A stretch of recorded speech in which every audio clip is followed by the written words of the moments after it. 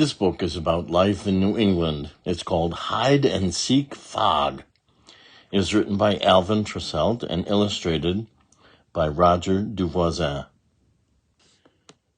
This story, Hide and Seek Fog, is realistic fiction. It takes place in Cape Cod, Massachusetts. This is Massachusetts. This right here is where Cape Cod is. It's on the ocean.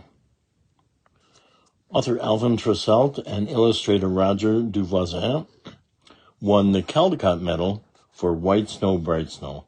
This book, Hide and Seek Fog, was the Caldecott Honor Book. The lobsterman first saw the fog as it rolled in from the sea. He watched it turn off the sun sparkle on the waves, and he saw the water turn gray. Carefully, he set his last lobster pot and headed his boat back to shore. The dampness touched the crisp white sails of the racing sailboats, and suddenly the wind left them in the middle of the race. The sailboats had to creep home around the islands and across the bay ahead of the rolling fog. In long straight lines, the seagulls and terns flew back to their roosts on the craggy rocks. They knew the fog was coming too. Now the water of the bay was gray like the sky, and the end of the beach was gone. Now the afternoon sun turned to a pale daytime moon, then vanished into the bank of fog. On the beach, the sand was suddenly cold and sticky. The mothers and fathers gathered up blankets and picnic baskets. They called, "Kathy, John, come out of the water. We're going now." The children ran in and out one more time, blue-lipped and shivering. They scurried about looking for lost pails and shovels. They scooped up one more pretty shell and a gray seagull feather. Then everyone trudged across the chilly sand and cold rocks back to cars and cottages. The lobsterman delivered his lobsters to the fishing wharf. He hurried home through winding streets just as the fog began to hide the town. The sailboats bobbled like corks on the dull gray water of the cove. Their sails were wrapped for the night, and the sailors rowed through the misty fog back to land. But indoors, in the seaside cottages, the children toasted marshmallows over a driftwood fire, while the fog tiptoed past the windows and across the porch. And the fog stayed 3 days. On the first day, the lobsterman spent his time painting buoys and mending lobster pots. He could hear the mournful lost voices of the foghorns calling across the empty grayness of the bay. The fathers read books and took naps.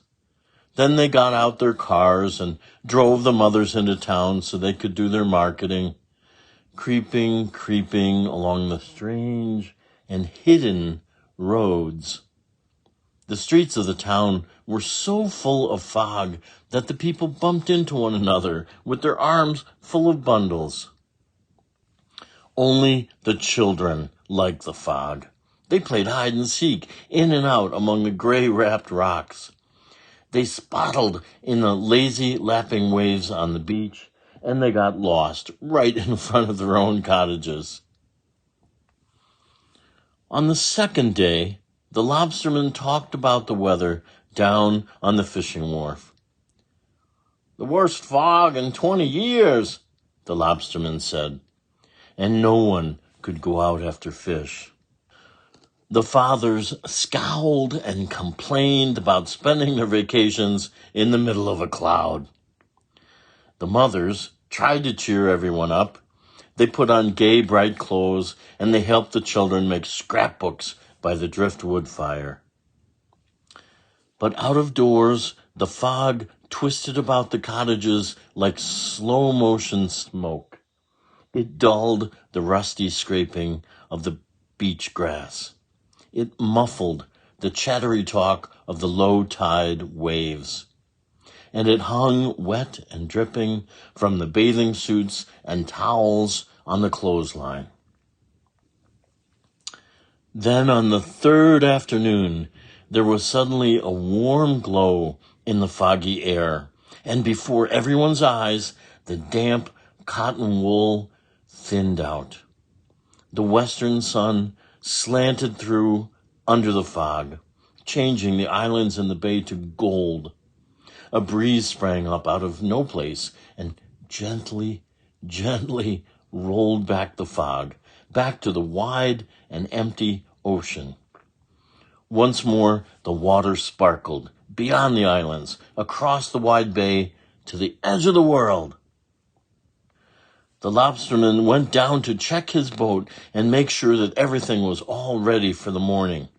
The sailors made plans for a sailboat race next day, in and out among the islands. Then, at last, the mothers and fathers and all the children came out of the shut-in cottages into the fresh, clean air, and the families gathered for a clam bake on the beach. The end.